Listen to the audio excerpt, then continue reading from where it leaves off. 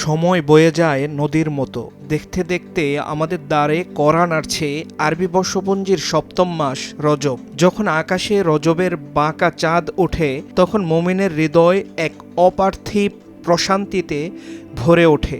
কারণ এ চাঁদই জানান দেয় মহিমান্বিত রমজান মাস আর বেশি দূরে নয়।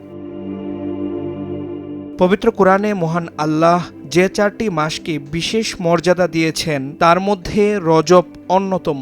নবীজি সাল্লাল্লাহু আলাইহি ওয়াসাল্লাম বলেছেন, রজব হলো আল্লাহর মাস, শাবান আমার মাস এবং রমজান আমার উম্মতের মাস।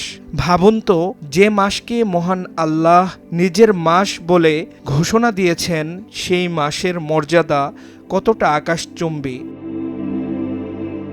রাসূলুল্লাহ সাল্লাল্লাহু আলাইহি ওয়াসাল্লাম রজব মাস শুরু হলে রজব ও শাবান মাসের বরকত এবং রমজান মাস পর্যন্ত পৌঁছার জন্য দোয়া করতেন। এক গভীর আকুতি আর বেকুলতায় তিনি পাঠ করতেন এই বিশেষ দোয়া, আল্লাহুম্মা বারিক লানা ফি রজব ওয়া শাবান ওয়া বাল্লিগনা রমাদান। হে আল্লাহ, রজব ও শাবান মাস আমাদের জন্য বরকতময় করুন এবং আমাদের রমজান পর্যন্ত পৌঁছে দিন। রজব মাস আসার অর্থ হল নিজেকে গুছিয়ে নেয়ার সময় এসে গেছে।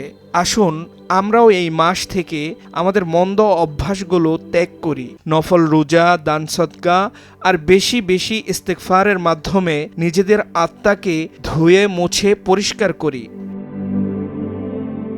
হে আল্লাহ, আমাদের এই রজবকে বরকতময় করুন, আমাদের আমলগুলোকে কবুল করুন আর পরম প্রতীক্ষিত সেই রমজানের শীতল ছায়ায় আমাদের আশ্রয় দান করুন। আমিন। মুফতি জাকারিয়া হারুন, সময় সংবাদ।